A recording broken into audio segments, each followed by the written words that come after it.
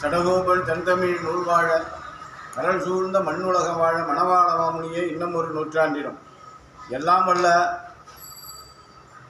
ருக்மணி சத்யபாமா சமீத கோபாலகிருஷ்ணசாமியினுடைய திருவடியை வணங்கி இன்றைய தினம் காணார் நறுந்துழாய் கை செய்த கன்னியும் வானார் செழுஞ்சோலை கற்பகத்தின் வாசிகையும் தேனார் மலர்மேல் திருமங்கை போத்தந்தான் கோனே அழில் அழில் தாளேலோ குழந்தை கிடந்தானே தாளேலோ என்று சொல்லுகிறார். அப்படி தேன் நிறைந்த பூவில் வாழும் மகாலட்சுமி காட்டிலே தோன்றிய நறுமணமிக்க திருத்துழாய் மாலையையும் கற்பக பூக்களான திருநெற்றி மாலையையும் கொடுத்துள்ளான். இறைவனே, அழாமல் இவற்றை பெற்றுக்கொள், உனக்கு தாளாட்டு, திருக்குடந்தையிலே பள்ளி கொண்ட பெருமானே உனக்கு தாளாட்டு என்று சொல்லுகிறார். அடுத்தபடியாக பாடுகின்ற பொழுது கச்சொடு பொற்சுரிகை காம்பு கனகவளை உச்சி மணி சுட்டி ஒன்றால் நிறை பொற்பு அச்சுதனக்கென்று அவனியால் ஓதந்தான் நச்சு முளை உண்டாய் தாளேலோ நாராயணா அழேல் தாளேலோ என சொல்லுகிறார். அப்படி என்றால் பூமி பிராட்டி அச்சுதனாகிய உனக்கு என்று அரை கச்ச ஒளியுடன் கூடிய உடையவாள் கரை கட்டிய ஆடையையும் பொன்னால் செய்த தோல் வளையையும் மணிபதித்து நெற்றி சுட்டி கண்டுடன் கூடிய பொன்பூ ஆகியவற்றை கொடுத்துள்ளான். பூதனையின் நஞ்சி சேர்ந்த உழைப்பாலை உண்ட நாராயணா, இவற்றை அழாமல் பெற்றுக்கொள், உனக்கு தாளாட்டு என பாடுகிறார். அடுத்தபடியாக மெய்திமிரும் நாண கொடியோடு மஞ்சளும் செய்தடங் கண்ணுக்கு அஞ்சனமும் சிந்தூரமும் வெய்களை பாகி கொண்டு ஓளாய் நின்றான். ஐயா அழேல் அழேல் தாளேலோ அரங்கத்து அணையானே தாளேலோ என்று அரங்கத்து பெருமானை குழந்தையாக இருக்கின்ற பொழுது எப்படி கண்ணனாக இருக்கிறாரோ அப்படி பாவித்து பாடுகிறார். அடுத்தபடியாக ஆண்மானை வாகனாக பெற்ற காளிதேவி உன் திருமேனிக்கேற்ற மணப்புடி சிவந்த கண்களுக்கேற்ற கருப்புமை சிந்தூரப்பொடி ஆகியவற்றை கொண்டு வந்துள்ளாள்.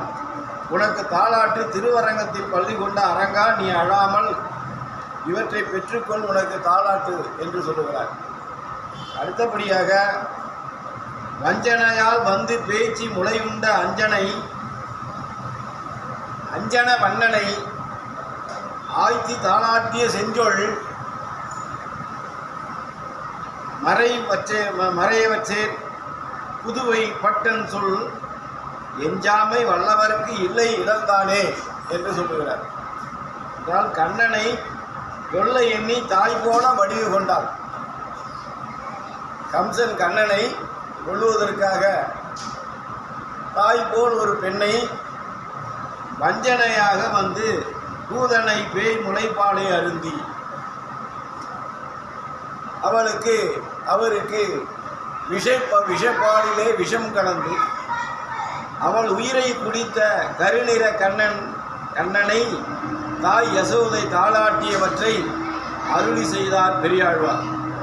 செஞ்சொல் வேதத்தை ஓதுபவர்கள் வாழ்கின்ற ஸ்ரீ வில்லுபுத்தூரில் தோன்றிய மற்றவரான அருளிய பாத்திரங்களை குறைவில்லாமல் பயில்வருக்கும் கேட்பவருக்கும் பார்ப்பவர்களுக்கும் பொழுதும் துன்பமில்லை என்று சொல்லுகிறார்.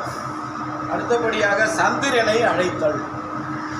குழந்தை வடிவமாக இருக்கின்ற பொழுது சந்திரனை காண்பித்து அழைத்து எப்படி ஒரு தாய் செய்கின்றாளோ அதுபோல அவரும் செய்கிறாள்.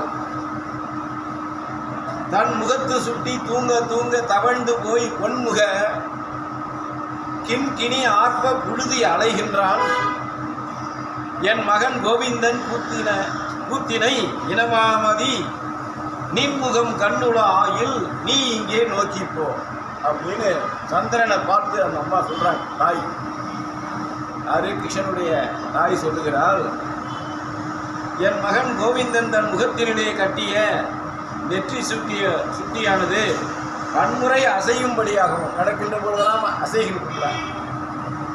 அசைகின்றபடியும் திருவடி கிண்கணிகள் ஒலிக்கும்படியாகவும் நடக்கின்ற பொழுது திருவடிகளை கிண்கிணி சத்தம் அலங்கையுடைய ஒளி சத்தம் தவழ்ந்து கொண்டு போய் புழுதியை அளந்து கொண்டு இருக்கிறான்னு அதனால் தவழ்ந்துட்டு போய் புழுதியில் வந்துட்டு இருக்காரு அப்படின்னு சொல்கிறாங்க.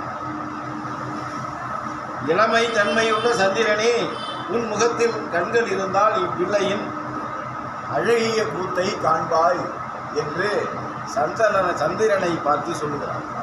எனவே இந்த எல்லாவற்றையும் 4000 திவ்ய பிரபத்திலே பெரியாழ்வார் என்று சொல்லக்கூடிய அவருடைய பாசுரங்களை கேட்பவருக்கும் பார்ப்பவருக்கும் எல்லா படங்களையும் நிச்சயமாக இறைவன் கிருஷ்ணன் கொடுப்பார் என்று சொல்லி முடிக்கிறேன்.